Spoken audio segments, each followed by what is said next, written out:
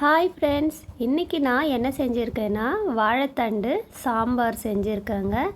இது நம்ம உடம்புக்கு ரொம்பவே நல்லது. வயிற்றை சுத்தம் பண்ணுறதுக்கும், அடுத்ததாக பார்த்திங்கன்னா யூரின் இன்ஸ்பெக்ஷன் இருக்கிறவங்க, அதுக்கு அடுத்ததாக ரத்த சோகை வராமல் தடுக்கிறதுக்கு இன்னும் நிறைய பெனிஃபிட் இருக்குது. அதனால் நீங்கள் வாழைத்தண்டு கண்டிப்பாக வாங்கி இந்த மாதிரி ஒரு சாம்பார் மாதிரி கூட நீங்கள் ட்ரை பண்ணலாம். இது ரொம்பவே அல்சர் ப்ராப்ளம் இருக்கிறவங்க இவங்கெல்லாம் சாப்பிட்டா ரொம்பவே நல்லதுங்க. டேஸ்ட்டும் ரொம்பவே சூப்பராக இருக்கும். சாம்பார் எப்போதும் போல் செய்யாமல் இந்த மாதிரி செஞ்சு ட்ரை பண்ணுங்கள். எப்படி செய்யுதுன்னு பார்க்கலாம் வாங்க. இதுக்கு நான் வாழைத்தண்டை நல்லா நார் எடுத்துகிட்டு இந்த மாதிரி நீட்டாக கட் பண்ணியிருக்கேன். உங்களுக்கு எந்த மாதிரி ஷேப் பிடிக்குமோ அப்படி நீங்கள் கட் பண்ணிக்கோங்க. கட் பண்ணி தண்ணியில் போட்டு வச்சுருங்க. அடுத்ததாக நான் ஒரு அரை கப் துவரம்பருப்பு எடுத்து குக்கரில் போட்டு நல்லா தண்ணியில் க்ளீன் பண்ணிவிட்டு எடுத்துகிட்டு வந்திருக்கேன் பாருங்கள். அடுத்ததாக தேவையான அளவு தண்ணி ஊற்றிக்கோங்க. அப்புறம் இது கூடவே அரை ஸ்பூன் சீரகம் கண்டிப்பாக சேர்த்துக்கோங்க. அடுத்ததாக ஒரு பழுத்த தக்காளி, இது கூடவே ஒரு வெங்காயம் சேர்த்துக்கலாம். நீங்கள் சின்ன வெங்காயம் இருந்தால் கூட சேர்த்துக்கலாம். நான் இன்றைக்கி பெரிய வெங்காயம் தான் சேர்த்துருக்கேன். இதுவுமே நல்லா தான் இருக்கும். அடுத்ததாக ஒரு 5-6 பல் பூண்டு சேர்த்துக்கோங்க. அடுத்ததாக மஞ்சள் தூள், ஒரு 1/4 ஸ்பூன் மஞ்சள் தூள் சேர்த்துக்கோங்க. இது எல்லாத்தையும் நல்லா கலந்து விட்டுட்டு ஒரு 5 விசில் விட்டு நல்லா வேக வச்சு எடுத்துக்கோங்க. அடுத்ததாக நம்ம ஒரு வானல் வச்சுக்கலாம்.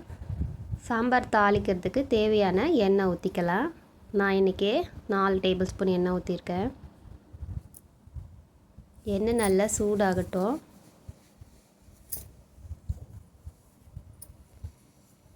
அடுத்ததாக நம்ம கடுகு உளுத்தம்பருப்பு சேர்க்க போகிறோங்க.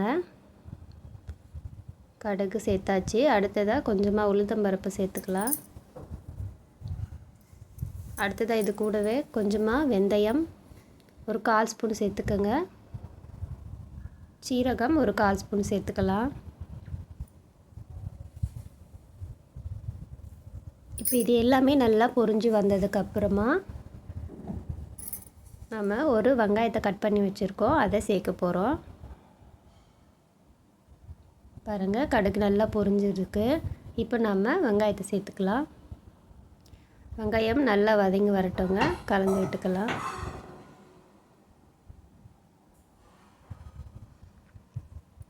இப்போ நம்ம இது கூடவே ஒரு கொத்து கருவேப்பிலையை நல்லா தண்ணியில் அலசிட்டு இது கூட சேர்க்க போகிறோம்.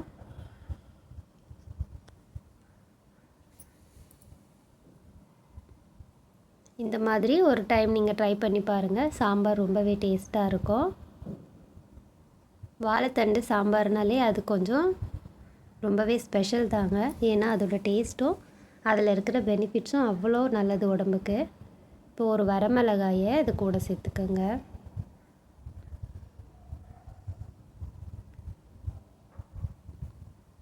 அடுத்ததாக ஒரு தக்காளி இது கூட சேர்த்துக்கலாம்.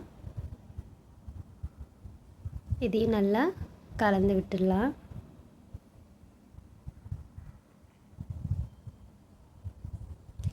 வாழைத்தண்டு நம்ம கூட்டாகவும் செஞ்சு சாப்பிடலாம்.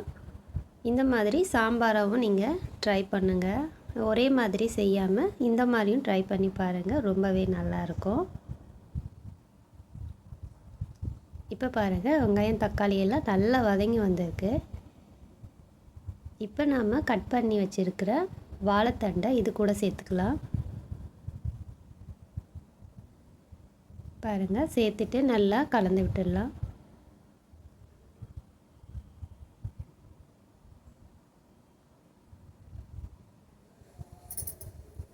ஒரு 2 மினிட்ஸ் நல்லா கலந்து கொடுங்க. அடுத்ததாக நாம் இது கூட சாம்பார் பொடி தாங்க சேர்க்க போகிறோம். நான் இன்றைக்கி 2 டேபிள் ஸ்பூன் சாம்பார் பொடி சேர்த்துருக்கேன். நீங்கள் எந்த அளவுக்கு செய்கிறீங்களோ அதுக்கேற்ற மாதிரி சேர்த்துக்கோங்க. சேர்த்துட்டு அதையும் நல்லா ஒரு தடவை கலந்து விட்டுடலாம்.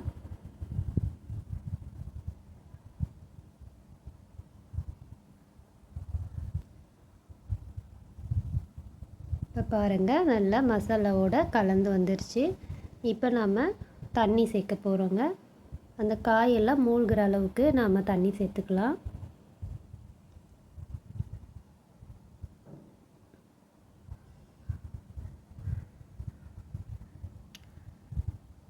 இப்போ நம்ம தண்ணி சேர்த்துக்கலாம்.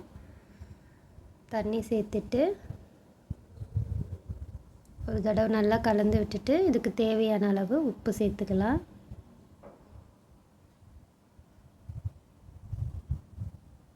இப்படி நாம் இந்த டைமில் உப்பு சேர்க்கும்போது தான் அந்த வாழைத்தண்டில் உப்பு எல்லாமே நல்லா ஊறி இருக்கும்.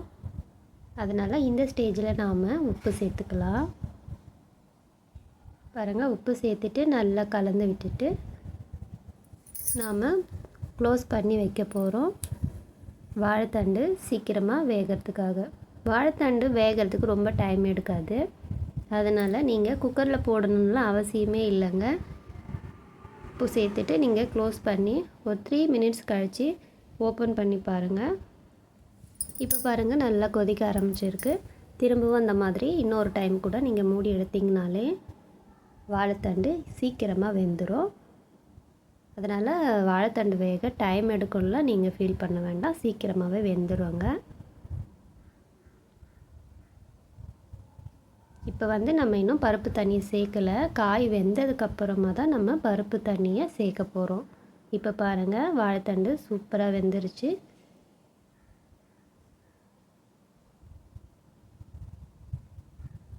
இப்போ நாம் காய் வெந்துருச்சு.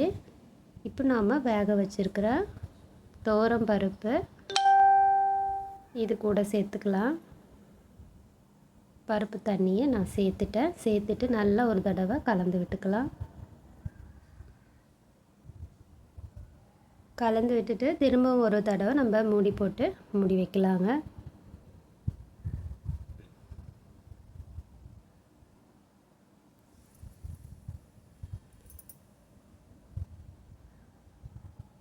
திரும்பவும் மூடி போட்டு மூடி வச்சுட்டு ஓப்பன் பண்ணி பாருங்கள். நல்லா பருப்போடு சேர்த்து நல்லா கொதிக்க ஆரம்பிச்சிருக்கு. இப்போது நான் சின்ன எலுமிச்சப்பழ சைஸ் புளி ஊற வச்சு தண்ணி எடுத்து வச்சுருக்கேன். அதை நான் சேர்த்துக்க போகிறேன். நீங்கள் உங்களோட டேஸ்ட்டுக்கு ஏற்ற மாதிரி நீங்கள் புளி தண்ணி சேர்த்துக்குங்க. இப்போ நம்ம கடைசியாக புளி தண்ணியை சேர்க்க போகிறோங்க. பாருங்கள், நான் கொஞ்சமாக புளி தண்ணி சேர்த்துருக்கேன். சேர்த்துட்டு நல்லா கலந்து விட்டுடலாம். புளி தண்ணியோட பச்சை வாசனை போகணும். அதனால் ஒரு 3 மினிட்ஸ் நம்ம லைட்டாக அப்படியே சிம்மில் வச்சு கொதிக்க விட்டுடலாம். அடுத்ததாக நம்ம கடைசியாக பெருங்காயப்பொடி சேர்க்க போகிறோங்க. கொஞ்சமாக பெருங்காயப்பொடி சேர்த்துக்கோங்க. கடைசியாக சேர்க்கும்போது அதோட டேஸ்ட் ரொம்பவே நல்லாயிருக்கும்.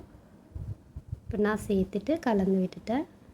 அவ்வளோதான் ஃப்ரெண்ட்ஸ். அடுத்ததாக நம்ம கடைசியாக கொத்தமல்லி தழையை மேலே தூவிக்கலாம். இப்போ நம்மளோட சூப்பரான வாழைத்தண்டு சாம்பார் ரெடி ஆயிடுச்சுங்க. கண்டிப்பாக இதை ட்ரை பண்ணுங்கள். வயிறு பிரச்சனை இருக்கிறவங்க, யூரின் பிரச்சனை இருக்கிறவங்க, இவங்க எல்லாருக்குமே இது ரொம்பவே பெனிஃபிட்டாக இருக்கும். கண்டிப்பாக ட்ரை பண்ணுங்கள் ஃப்ரெண்ட்ஸ். நம்மளோட சேனலுக்கு சப்போர்ட் பண்ணுங்கள், சப்ஸ்கிரைப் பண்ணி சப்போர்ட் பண்ணுங்கள் ஃப்ரெண்ட்ஸ். வீடியோ பிடிச்சிருந்தா வீடியோவுக்கு ஒரு லைக் போட்டுருங்க. இந்த ரெசிபி பற்றி நீங்கள் என்ன நினைக்கிறீங்கன்னு எனக்கு கமெண்ட் பண்ணுங்கள் ஃப்ரெண்ட்ஸ். ரொம்பவே ஹெல்த்தியான ஒரு சாம்பார் ரெசிபி இன்றைக்கி நம்ம பார்த்துருக்கோம். கண்டிப்பாக நீங்களும் ட்ரை பண்ணி பாருங்கள். தேங்க்யூ.